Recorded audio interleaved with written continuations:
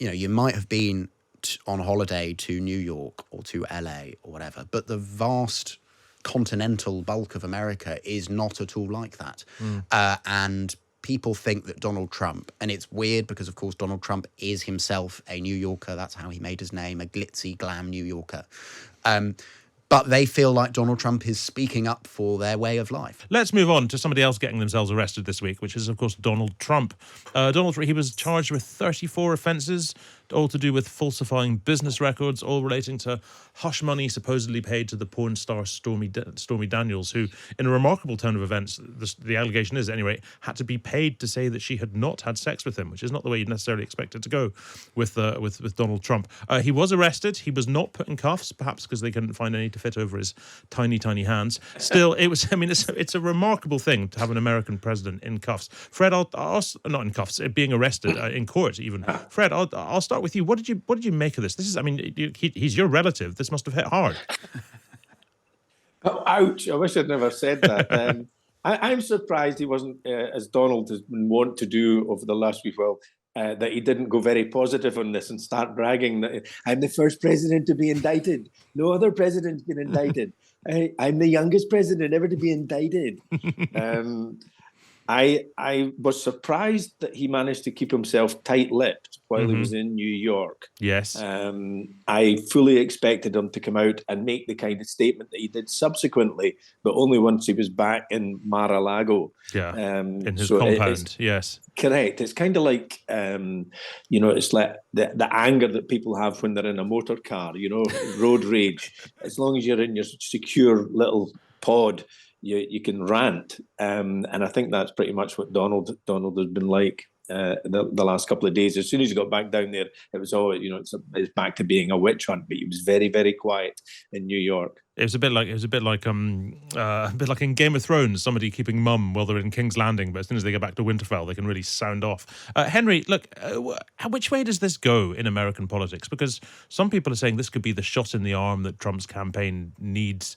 Him being behind bars would be the best rallying call for his vote that there's ever been, and so on. What do you think? Yeah, I think it probably will be. I've met a lot of Donald Trump supporters. I was our Washington correspondent in his last year as president, and they are motivated mostly by grievance, and this is a hell of a grievance. And there are actually arguments made by people who are very much not Trump supporters that it is a fairly novel legal case being pursued against him by what is unavoidably in the American system a highly politicized legal system. All the prosecutors there are elected and are politicians along party lines, which only fuels the sense that this is some sort of political prosecution. Now, whether that's true or not, that is perfect for Donald Trump as he approaches a Republican primary campaign, which is, 9 months away, not that far away. I mean, you can see already his Republican rivals, principally Ron DeSantis, the governor of Florida, really struggling with how to grapple with this, because the supporters they are trying to peel away from Donald Trump do think that this is a disgusting, dastardly, politically motivated prosecution by liberal elites, liberal coastal elites, whatever. Although Florida's by the coast, but they don't seem to notice that. And so they're kind of condemning the prosecution while also trying to say, but actually it might not be that good to have Donald Trump back, given all the baggage of the things like this that he's being prosecuted for.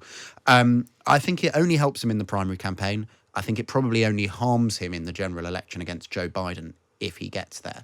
But, that's way down the track. Who knows how many other prosecutions there might be by that point. I mean, as someone who spent so much time there and been so saturated in this, what do we get wrong in this country? What do we not understand about the appeal of Donald Trump? Because it's very easy to sit over here and go, well, this is mad. Anyone who supports him is a lunatic. There's, as you say, purely motivated by grievance. There's nothing else there. But then periodically you will speak to, sane and reasonable Americans who are kind of like, no, this is the vision of my country I prefer. What's the thing there that's so hard for example, me to get?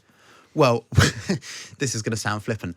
A lot of Americans who seem sane and reasonable aren't. And that's something that became increasingly clear to me over my time living there. Yep. But look, more seriously, this is a very well-worn point, but it's true. You might have been on holiday to New York or to LA or whatever, but the vast continental bulk of America is not at all like that.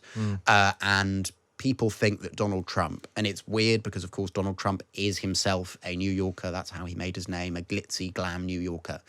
But they feel like Donald Trump is speaking up for their way of life. And it's true that their way of life is very different. And the other thing, by the way, is that Donald Trump, instinctively, it's not calculated, is just a phenomenally talented politician and a phenomenally talented wielder of grievance. And, that's one thing that I really didn't understand until I saw him do one of those rallies in person, is that he is kind of electrifying and magnetic in his own way. I don't think he knows how he's doing it, but he's doing it. And, that sort of cocktail is very potent for a lot of Americans.